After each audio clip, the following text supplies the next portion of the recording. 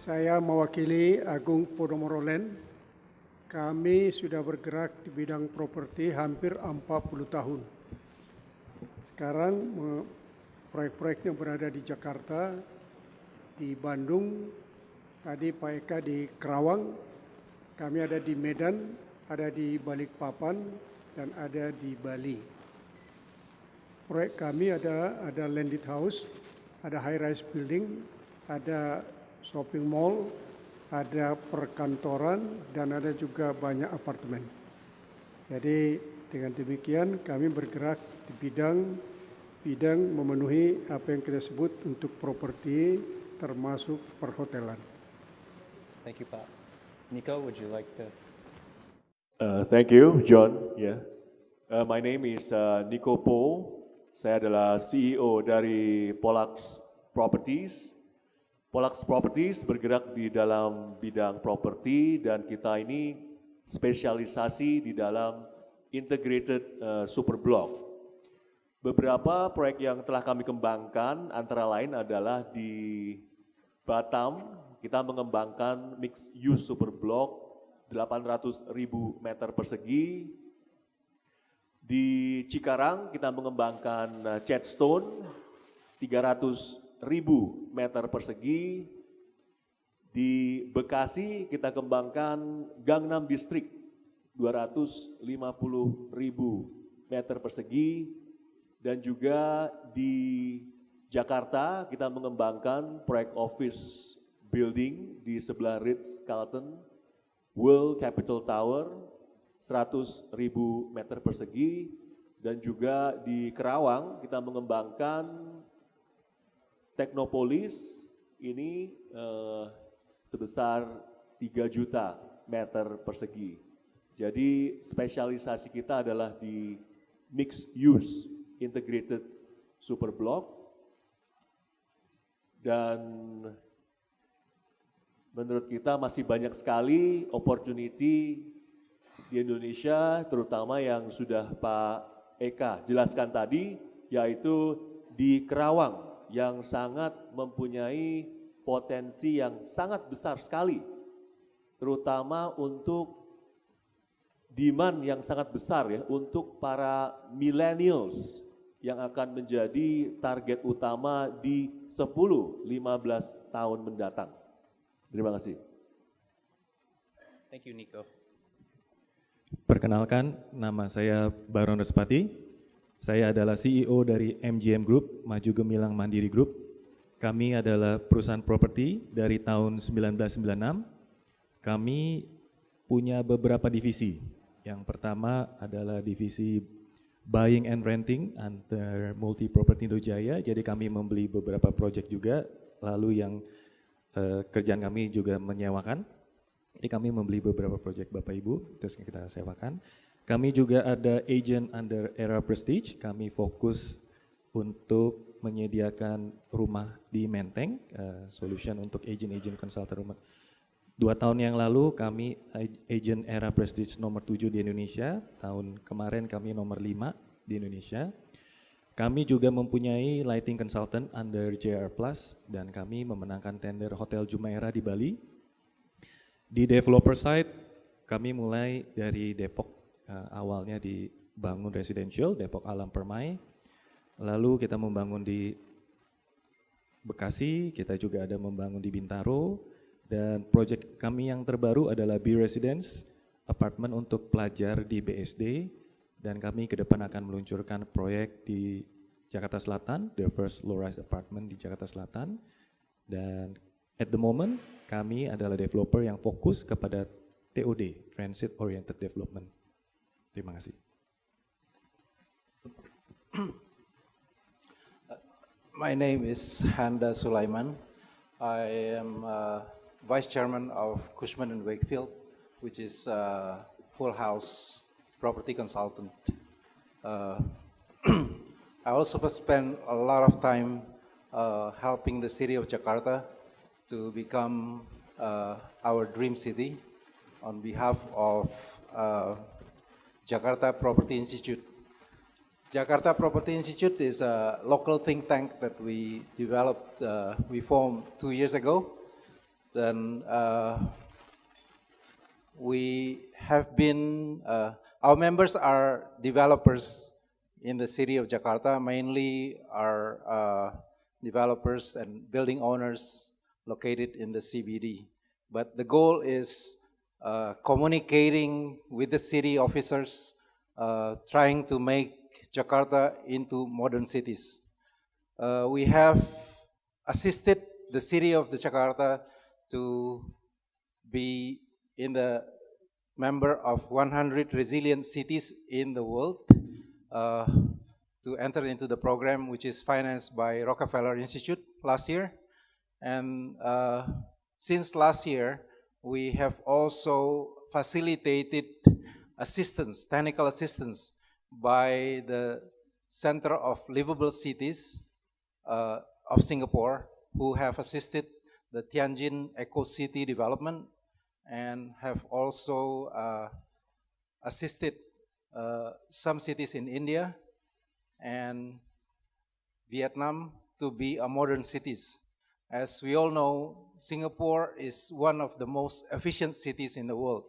So we, for the city of Jakarta, we learn a lot from them.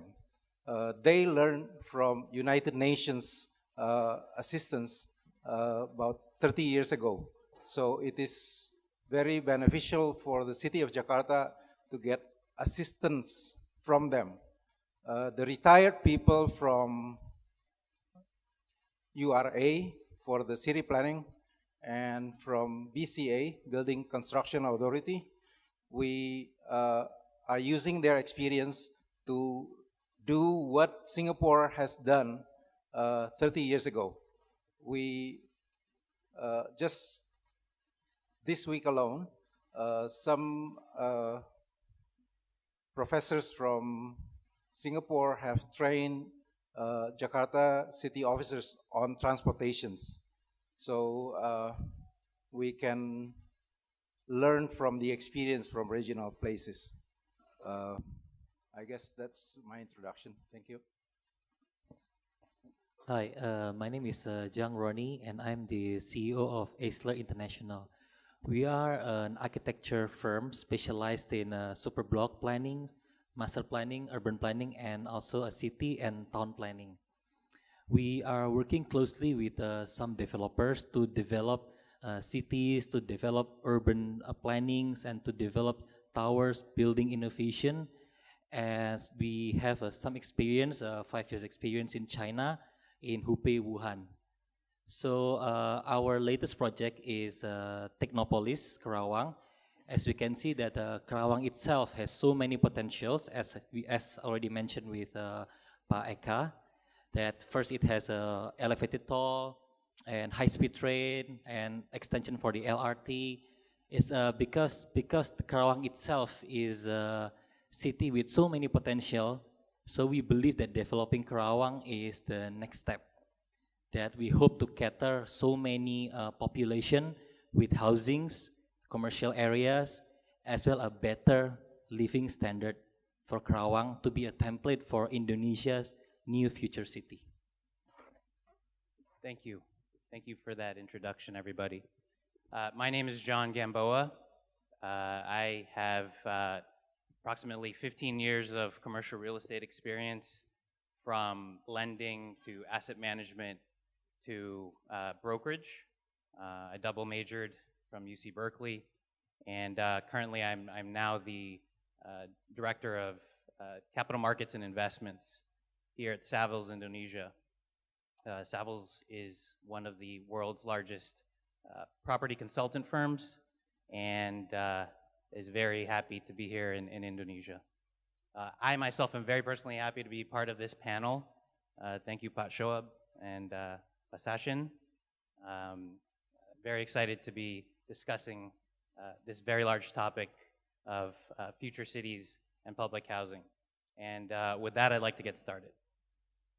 So, you know, from everything that we've heard today, it's very clear that we're here at a very interesting time in Indonesia. The country is rapidly urbanizing. The cities are attracting more and more people every day. And this is actually a global trend. We see the world today, more than half of its inhabitants living in cities. There are estimates we've heard today that maybe 70% of the population here in Indonesia will be living in a city in the not so distant future. And if that's the case, then Indonesia is in need of possibly hundreds and hundreds of new cities. Where will people live, work, and play? Right? So some very interesting questions that we're going to pose today. And so, just to kick it off, Pa Cosmas, maybe we can start with you. Why is this such an important conversation for us to have? Why should we be thinking about future cities and public housing? If you don't mind, I speak in bahasa. Please. Okay. Saya kira pemikiran perumahan Indonesia, kita harus kembali kepada apa yang pernah dikemukakan oleh Muhammad Hatta. Pada tahun 50, Muhammad Hatta berpidato bahwa rakyat Indonesia harus tinggal di rumah-rumah yang sehat. Untuk itu, ada dua yang bisa melakukan langkah-langkah, yaitu pemerintah dan swasta. Jadi, since the beginning, the Vice President mentioned two. The government and the private sector will take position to build housing. Jadi ada dua, pemerintah dan swasta. Jadi berarti ada peran dari swasta. Kedua, dari tahun 50, boleh dikatakan belum banyak dilakukan perumahan-perumahan baru. Baru tahun 70-an, waktu Pak Harto jadi presiden, beliau terpengaruh kepada Habitat Conference di Vancouver yang menekankan perlu ada public housing di Indonesia. Karena itu digariskanlah perlu ada pembangunan perumahan untuk berpendapatan menengah ke bawah. Dalam rangka itu, salah satu tekanan pada saat itu untuk Greater Jakarta adalah membangun kota-kota satelit. Satelit town seperti Tangerang, Karawaci, Bekasi, Depok, Bogor. Dalam perjalanan, satelit town ternyata tidak menyelesaikan persoalan karena ada problem transportasi dari lokasi-lokasi yang kota-kota baru tadi. Orang yang tinggal di Bekasi, bekerja di Kelapa Gading, memerlukan lebih dari 1,5 jam. Akhirnya kita tahu tahun 2000-an kita berpikir bahwa harus ada program Back to the City. Kenapa kita berpikir Back to the City? Karena tadi problem transportation. Kita senang Pak Eka menjelaskan beberapa kerangka baru untuk mengatasi transportasi tadi. Dengan kembali back to the city, tadi saudara moderator menyebut bisa 60% sampai 70% pada tahun 2045 penduduk Indonesia berada di urban area. Berarti akan ada masalah perumahan di daerah perkotaan. Untuk itulah sejak tahun 85 pemerintah mengintroduce high-rise building, dimulai dengan walk-up flat 4 lantai untuk memperkenalkan hunian bertingkat kepada masyarakat. Sejak tahun 1985 kita mengenal strata title. Kita membangun bangunan-bangunan tinggi untuk dihuni dan untuk perkantoran. Jadi dengan demikian kita melihat ke depan sebagai solusi untuk perumahan-perumahan di perkotaan adalah kita harus melakukan penataan kembali kota kita. Dan salah satu caranya adalah membangun rumah-rumah high-rise building. Yang kedua, untuk daerah perkotaan, menurut saya perlu dilakukan urban renewal, yaitu peremajaan kota, karena banyak daerah-daerah kumuh di kota-kota besar, Jakarta, Bandung, Surabaya, Medan, dihuni dekat pusat-pusat bisnis, tapi perumahannya kumuh, slum area. Jadi harus kita mempunyai program urban renewal untuk bisa mengatasi masalah perumahan. Jadi ke depan Saudara Moderator, yang penting kita melakukan adalah langkah-langkah baru di perkotaan kita dengan membangun high-rise building, kemudian melakukan urban renewal, baru dengan demikian kota-kota kita akan bisa nanti menyerap pertumbuhan penduduk, urbanisasi di kota-kota yang begitu besar. Kalau itu dilakukan, apa yang disebut Pak Eka tadi, kekhawatiran sawah-sawah dan tanah-tanah pertanian dikonversi menjadi perumahan bisa kita kurangi. Jadi dengan kata lain, kita harus berpikir kepada penataan kota dengan urban renewal sebagai satu solusi, kemudian high-rise building menjadi program kita. Nah, dengan demikian, apa yang dikenalkan oleh beberapa teman super block adalah salah satu solusi juga. Dengan ada mixed use super block di berbagai kota, itu juga mengatasi kesulitan transportasi. Karena orang bisa tinggal di super block itu, ada perkantoran di situ, ada shopping mall di situ, ada juga office building. Sehingga super block adalah satu solusi. Kami dari Agung Podomoro Land sudah memperkenalkan super block di Podomoro City, di Esparman. Kami sedang membangun juga super block di Medan. Podomoro Daily City di Medan juga ada hotelnya, ada perkantorannya, ada apartemennya, ada shopping mallnya, the biggest in Sumatera. Kami juga membangun super block di Balikpapan sebagai solusi juga. Nah, jadi dengan demikian, kalau kita berbicara masa depan Indonesia, mau tidak mau kita harus menata daerah perkotaan dengan langkah-langkah pembangunan perumahan ke atas, membangun super block, baru dengan demikian kita bisa menyiapkan perumahan bagi masyarakat di perkotaan. Ini beberapa pikiran dari kami dan perusahaan kami inline dengan apa yang saya utarakan itu tadi. Kita back to the city. Sebagai satu gambaran misalnya, kami dulu punya tanah di Gading Serpong 200 hektar, tapi itu kami jual, kami membangun Podomoro City. Jadi kami kembali ke kota karena itu menurut kami ke masa depan. Nah, inilah salah satu hal dari pengalaman-pengalaman kami. Terima kasih.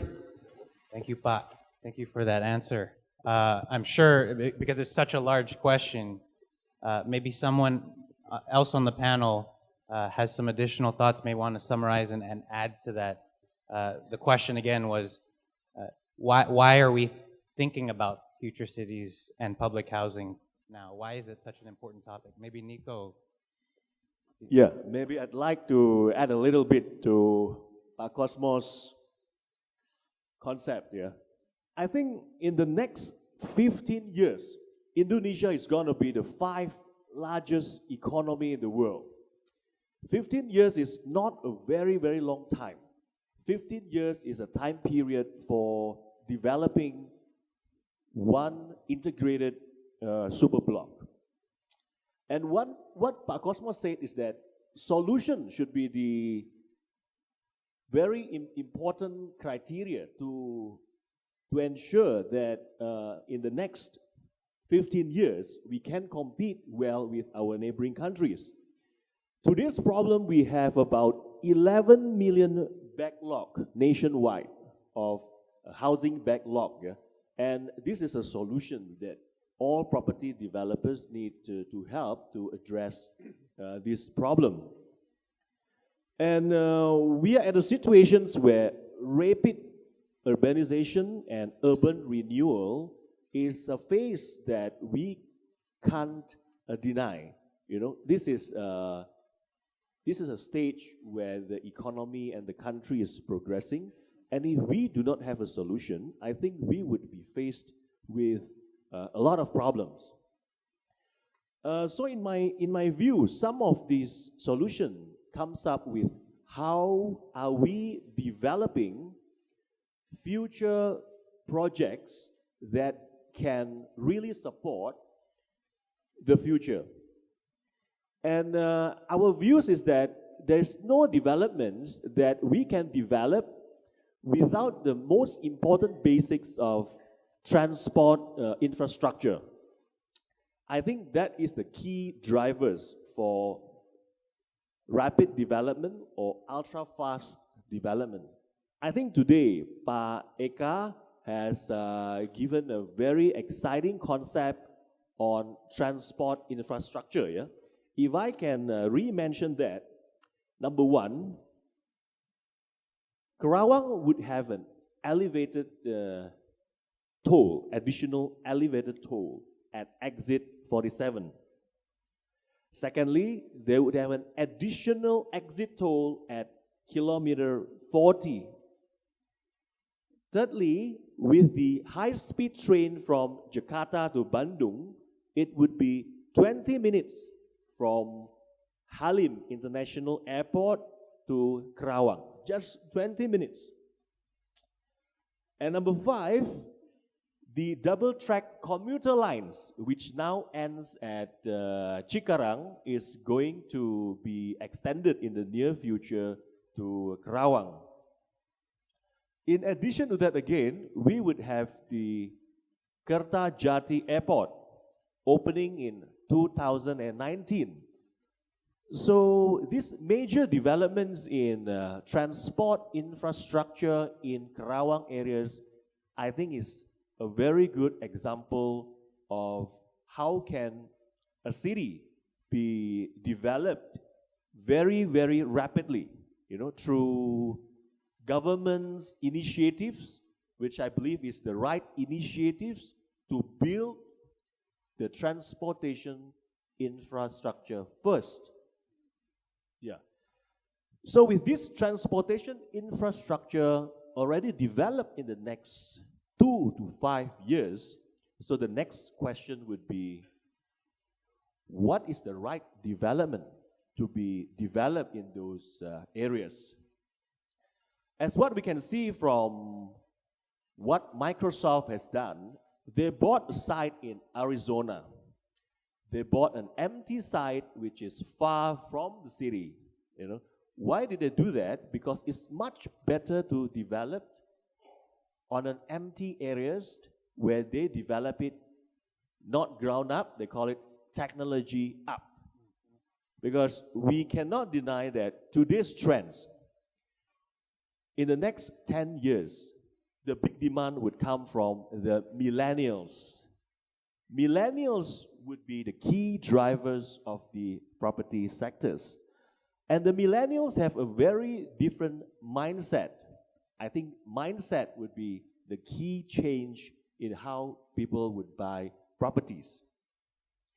So I believe that it is important, and Karawang is, Pak Eka has given a very nice introduction on how it is well suited to become the next super growth city within Java Island. Yeah. And for Pollux Properties, we have one initiatives where we try to design and to build a super block, not a super block, probably slightly bigger than super block, satellite CBD, which we have planned carefully to really satisfy the demand of these millennials for the next 10 to 15 years. Yeah. So I believe infrastructure is a very key component because it's the key requirements for today's millennials who would want to buy the properties. And integrated projects would be very important because connectivity is what we are looking for. So it is becoming very difficult to build a standalone projects in today's context. It is much easier to build a satellite CBD where you have residential apartments, you have hospitals, you have office developments, R&D centers, and all within 10 minutes walking distance. Yeah. So I think that is a very important view on how we should view future cities or future projects to be developed in the near future. Yeah. Thank you. Thanks, John. Thank you, Nico. No, I appreciate that you touched on a very important point, which is making sure that whatever it is that we're building caters to the demand. And the demand is, let's face it, it's going to come from the younger generation, these millennials. Not all the millennials are going to be from the middle class, some of them middle down. and we need to make sure that we address this and we create properties that satisfy their needs and their wants. And infrastructure goes hand in hand with that. Right, John. Yeah. The next question I have here, maybe Rony, maybe Yes. you can elaborate a little bit. You know, what are the challenges that we face today with Jakarta, the city of Jakarta, and you know, what are some of these things that we should be thinking about in terms of planning for these future cities? Yeah, I think what Nico, Pak Nico and Pak Cosmas already mentioned, in Jakarta, if you want to create a smart city, for example, it's a bit challenging because the city itself is already packed. So for instance, if let's say we want to build another satellite, another smart city or integrated city, there is not enough land in Jakarta to cater for that needs. But of course, we have solution what they call urban renewal, like Pak Cosmas has said, which is one of the solution might be to allow developers to have a higher KLB or higher plot ratio, so that we can basically pack a city, the whole city accommodation, hospitals, education, apartments, office, into a single towers. The future of Jakarta urban renewal is going to be a city of single towers, which then will be upgraded later when the population keeps growing. Will also become self-sustainable towers or self-sustainable buildings, where each building acts like a single city. That of course reduce mobility. You don't have to use cars to go to school. All you need to do is just take the elevators, go down, go to school, hospital, and everything can only be achieved if we have a proper technology to do that, and of course, a support from the government to allow us, the developers and the planners, to do that. That's, I think, the biggest issue in Jakarta is because it's already there, the land is not enough for you to build such a massive and innovative concept. But of course, we can work around with the, we can work together with the government to achieve some issues. And also, I think I just want to add a couple of things. If you look at Indonesia, especially in cities like Jakarta or maybe Surabaya, some parts that we have so many shop houses, ruko. Indonesia people, they love ruko so much. Before they turn into a shopping mall, first what we see is just a stretch of ruko everywhere. So I think this is also a potential for the planners and for the developers as well, that this ruko stretch, we can make it what we call a hotspot. I think this afternoon we mentioned about the hotspot. Actually, this is what we did in Technopolis Kerawang. We turned a ruko into a hotspot area, a really lifestyle community for F&B and boutique and shoppings and commercial area, where people in the evening, they can go there to have a cup of coffee while listening to jazz music or any Japanese cultures. So this is what a future planner needs, that we're not just creating buildings, we are creating society. We are creating a lifestyle. We are creating a reason for people to go to your or our developments. And for the other issue that we have, most of the, not most, some of the developers are not trying to look for the urban area, which they can build a massive projects, for example, like the Technopolis, Mekarta, Jababeka and such. Where I think if I can have some suggestions that those developers maybe can work together also with the local governments to create what we call a master plan, master grand plan for the whole developments. For instance, if let's say one developer decided to put a shopping or commercial area on one frontage, and maybe next door the other developers will decide, oh, the frontage will be just a hospital. So that will not create a harmony, which I believe in Singapore and also a big developing country, the government itself helps to create the skyline, to help these developers, these CBDs to connect with reasonable connectivities. Maybe, for instance, if for example, like in Kerawang, when we enter into Kerawang, we can have a really nice commercial a frontage, a commercial stretch, a commercial chain that can be controlled by the government, which then developers can also use that to develop their planning. That is a multiplication effect where one developers builds a new city, the other developers add the value because they work as a big grand master planning. So I would always like to separate planning into two parts. The first is the city core planning, which discusses Jakarta, which might be the solution is to build higher with the regulation allowed. Secondly, for the rural area, all the developers can go work together to create a grand master planning for the community, for the population in Indonesia that always keeps growing. I believe Indonesia is going to be one of the #1 leaders in the development. Thank you. Handa, you've heard a lot about the concept now of these new asset types, more integrated development, self-sustaining towers, city towers, if you will. A master plan type initiative for these future cities. What are your thoughts on that? From an advisor's perspective, do these sound like? Does it sound like the market is ready for these types of concepts, or have they been ready and we're only now just catching up? Thank you. When we formed Jakarta Property Institute 2 years ago, we were thinking that the city of Jakarta is going down the drain and the government is fighting to win over it to stop the city from going down, because the city has no soul. Until now, it is the case. So we need to fight back for the city. The city has more than 10 million people during the day, and it is getting more difficult to live. So we need to revitalize the city. So when we check the government budget, the city of Jakarta, it is very, very tight.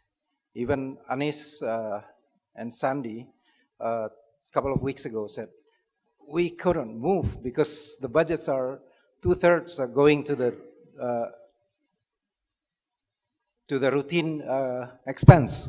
So what they are looking for and what we thought of a solution is actually to encourage more of public-private partnership, to be able to do a change, substantial change to the city that has already been there. It is easy to build a new city like it is in Arizona, as you said, as it is in BSD or Serpong Damai or Karawang. And Karawang is lucky, by the way, because the engine of growth for becoming a comprehensive city, which is jobs, are there.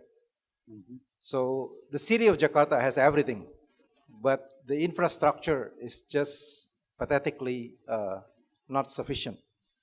So what the government is focusing is really to create extra money from public private partnership to be able to change the city, to be able to facilitate a better living environment for everybody.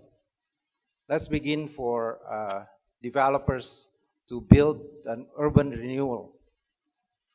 The pre-qualification to build high-rise of plot ratio of more than 3 is really the roads to be wider than 12 meters.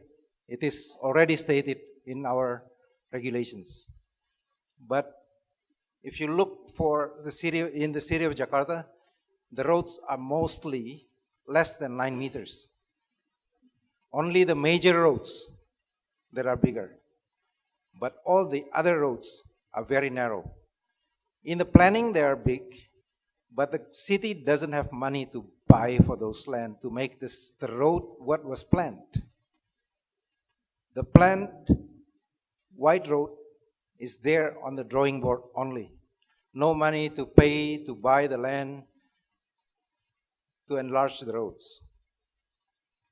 So the previous government have come up with an idea of giving additional plot ratio, the specification of which you can easily read in our RDTR of 2014. And the beginning has already been seen by some of us here. Gatot Subroto will be enlarged. There will be additional roads between Gatot Subroto and Arya Duta apartment, which is behind. The Semanggi, there is part of the public-private partnership that has come to fruit. To some degree, the Kota Tua also, Kota Tua projects are being done. And if this is continued, the other roads can also be done. The city is, the current regulations are such that if you want additional plot ratio, you will have to pay some money, which is not cheap, especially in the bust kind of situation now, which is so flat. Because the formula to add plot ratio was made when it was booming. So the ratio is really a bit punitive right now to be applied. Only some rich developers or some development which is necessarily adding the plot ratio, otherwise because of the land price, it is not feasible to build at the current plot ratio.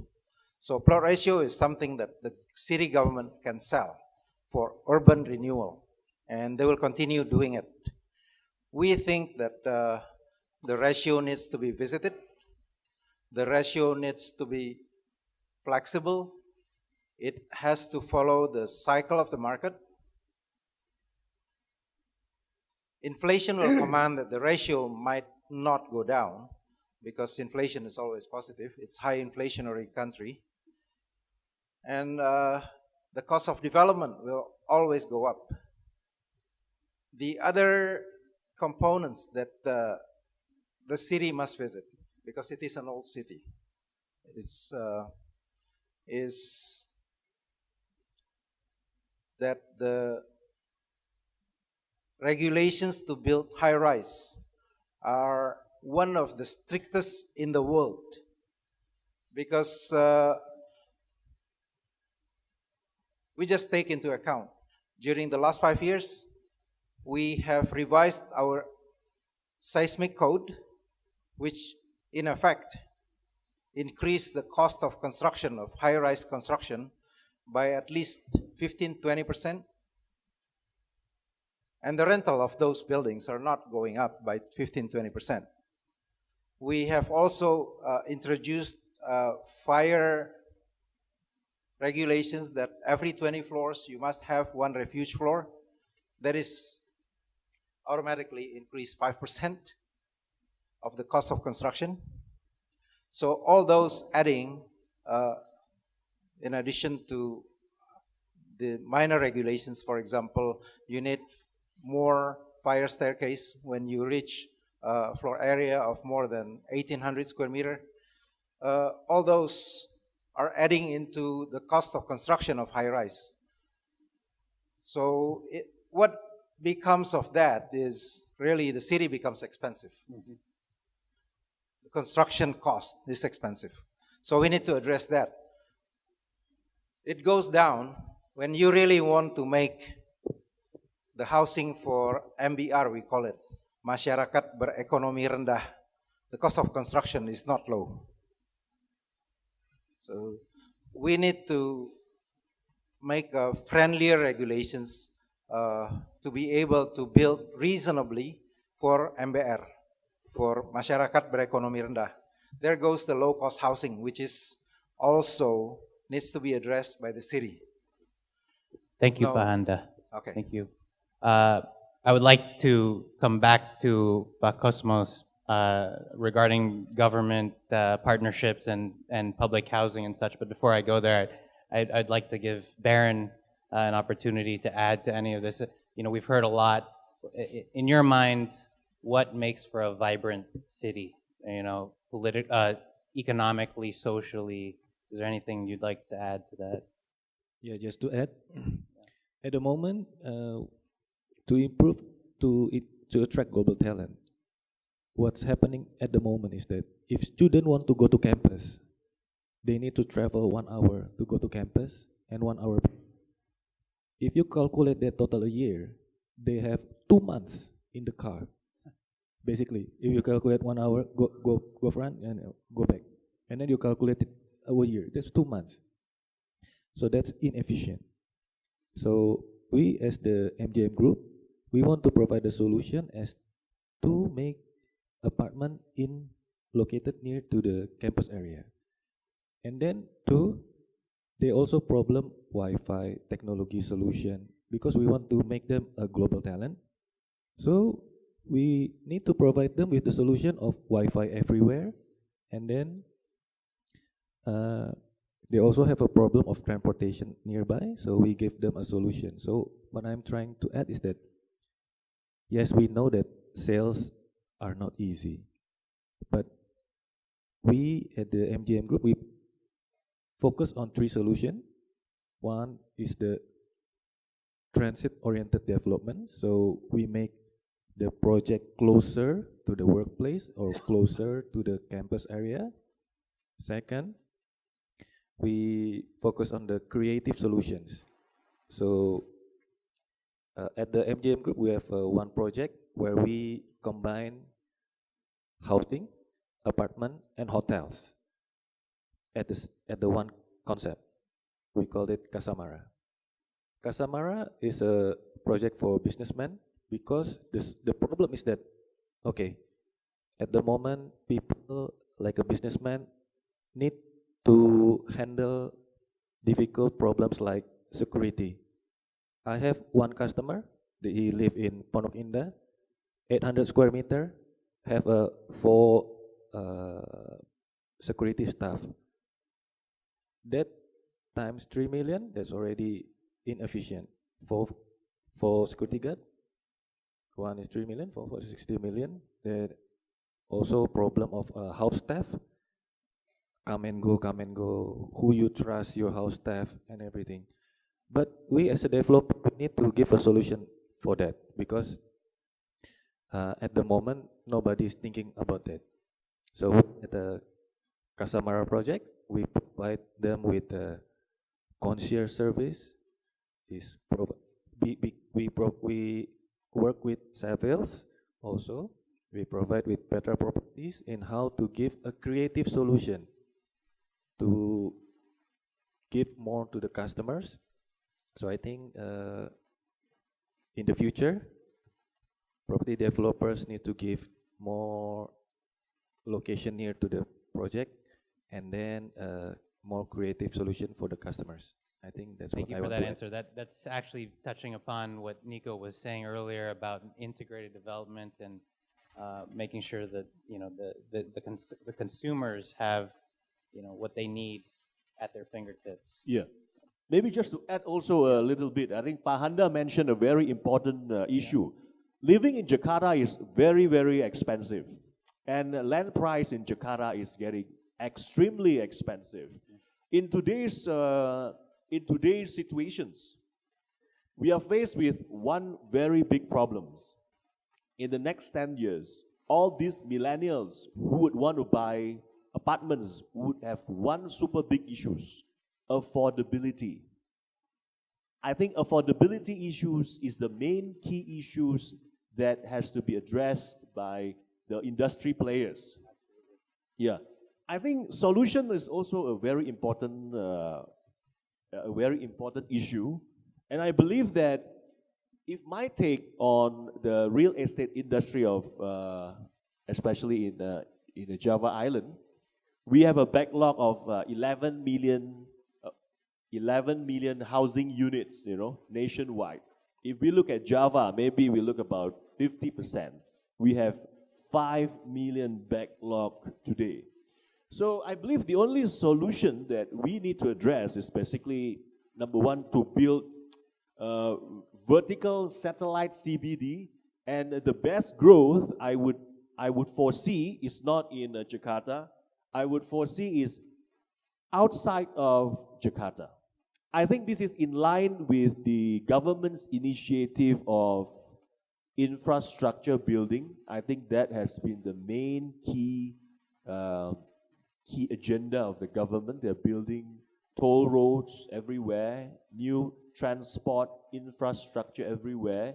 So the good solution that can help solve some of this issue is developing vertical satellite CBDs outside of Jakarta to reduce these backlogs and try to give affordable housing units to ensure that more and more of these new millennials, which is coming up and up every year, is able to buy their house. Yeah, I think that's a bit of my view, yeah. Thank you, Nico. Yes, Pak Cosmas, please add to this. Yeah, I agree to that idea to build a new town outside Jakarta. Agung Podomoro land built a golf view. We have land around 60 hectares near Bogor. Now we start to build 3 towers. The buyer, very interesting because the price is a middle down. Besides that, I think for Jakarta, we should have urban renewal. I always thinking about urban renewal because so many slum area in Jakarta, very near to the business center. So why don't we start to have urban renewal like Singapore done many years ago? In 1950, Singapore is a slum cities, but today modern city more efficient. So why don't we follow the Singapore action to have a urban renewal? Are you saying urban renewal before expansion? That or just, yeah, at the for same time instance, in parallel? not far from here, you see in front of Jakarta Theater, yeah, there's a slum area. Yes. We start to build walk-up flat in front of Sarina department store, yeah, in 1980s. But the local government not continue that project. So it means we encourage the government to have program for urban renewal. The idea is to have outside Jakarta is a problem of infrastructure. Right. Yeah. Right. Infrastructure. Connectivity, infrastructure. Yeah. Exactly. So infrastructure means not only transportation, but we have problem also water supply. Right. And many cities problem. Yeah. But urban renewal, I think, one of the solution for Jakarta. Thank you. Please, maybe you can enlighten us. How much of a role does housing itself, and maybe even specifically public housing, play a role in the planning for a city? You know, how critical is the thought process on, you know, where people are going to live, and then, you know, the government's role in funding it, making sure that it's affordable, as Nico was pointing out earlier. Yeah, my experience to overcome the housing problem in Jakarta, we introduced like a calendar that support by the World Bank. Yeah, we introduced core house, extendable. So it means the very important things is site and services. The building not so big. You start with 21 square meter, extendable to 36, because the standard for low-cost housing is at 36 square meters. So that so now the government of Jakarta also introduced high-rise building. They call Tsunami. Is at 36 square meter. Consists of 2 rooms, yeah, 1 living room and dining room, 1 kitchen, 1 bathroom. That's the standard of the Jakarta government. Yeah. So if we're talking about public housing, it means the role of the government should be bigger than the role of the private sector. Yeah, because the private sector cannot afford to build public housing. Right, this is a very important concept, this whole notion of public-private. It's, you know, needs to go hand in hand. You know, private developers can't do all the heavy lifting and develop, you know, standalone nodes and then somehow figure out how it all connects. The infrastructure needs to be there. Handa, is there something you would like to add on that concept? You know, what, again, just how critical is it to have, you know, the public and private partnership in place to master plan the development of these future cities? It is the only solution. The government alone has no money. To answer your question, whether the choice between satellite city and urban renewal, fact is, both are happening at the same time. And it grows following the market forces. Karawang is enough people, enough jobs to create it to be a better city. Serpong area has enough education facilities to make it a better city as well, right now. Before, when Serpong area struggled for 20 years without enough sufficient engine of growth for the city. And right now the traction is definitely there. It becomes some area in Jakarta a lot cheaper than the land in Jakarta is cheaper than Serpong. But the city itself is beginning to gain its own traction to have public partnership, public-private partnership. If you haven't been to Kota Tua for a while, I encourage you to go and visit, and it will continue to grow. Those are done by private institutions with the blessing of the city. And we encourage the city to proceed doing it, to continue doing it. It is for roads, for walkability. Water is another thing to be addressed. The city is sinking, and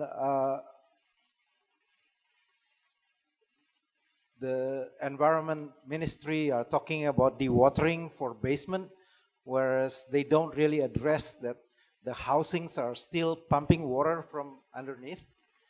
They are talking about water absorption. What good it is when people are still pumping water. So the city water system, it needs a better public and private partnership to be able to supply water into the city and to recycle those water. So the shortage in Jakarta is not electricity like in other cities. So we believe this is the only way to urban renewal of Jakarta.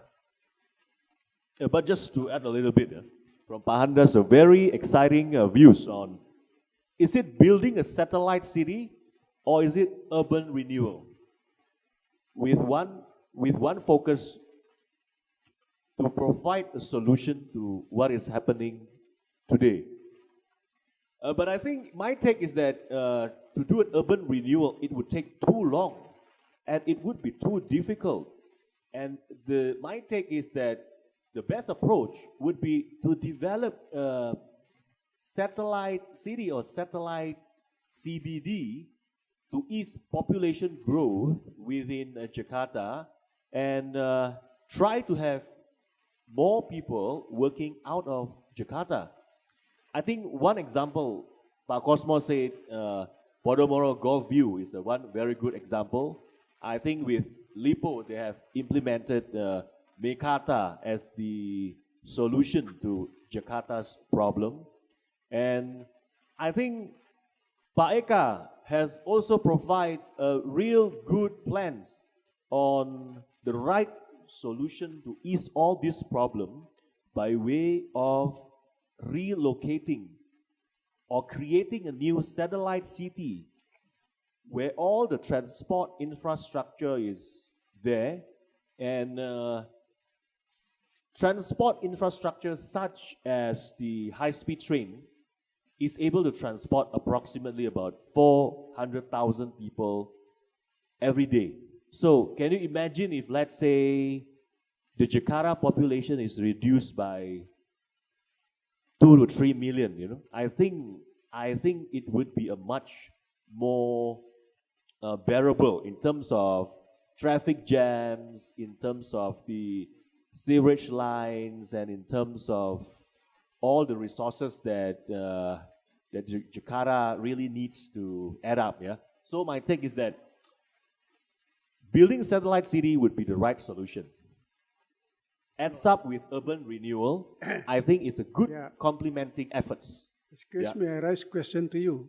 So who will build the infrastructure? Because until now, the government invests so a big amount of money for infrastructure. Do you think the government still can provide a big sum of money for that infrastructure, for the satellite town? Yeah, I think infrastructure such as the water treatment system and all that, it seems that a lot of bigger companies are open up to a strategic partnership. For example, developing a water treatment plant to supply clean water, or for example in Cikarang, they have their own power plant, private power plant to supply power to the industrial area as well. Yeah. So I think a combined efforts outside of Jakarta would be able to give the right solution. That's a little bit of my view here. Thank you. Okay, I'd like to just open it up for Q&A because I think we covered a lot of topics and there must be questions out here. Baik, terima kasih. Saya senang pada akhirnya masalah water treatment ini disinggung ya, karena dari tadi pagi saya belum pernah dengar isu ini disinggung. Sebetulnya lebih khusus lagi tentang sewage treatment. Kita bicara tentang pembangunan kota, the future cities.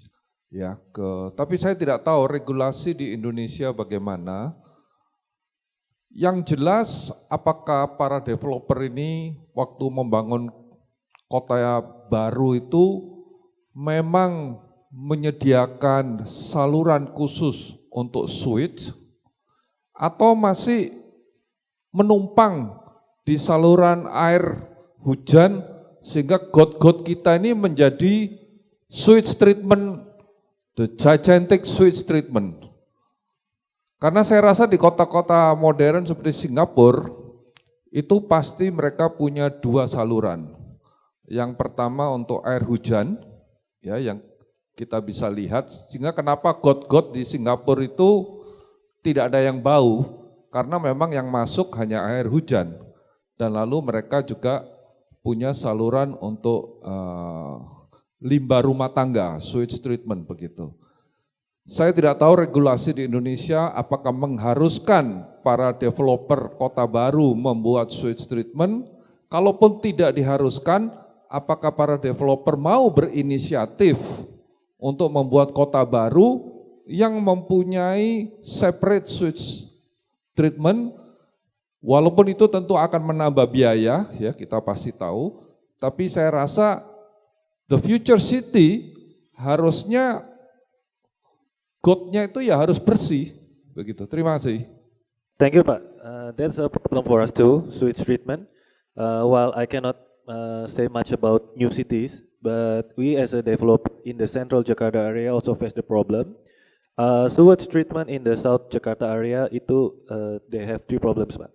One is too small, two is broken, and three is come across someone who built without the proper registration.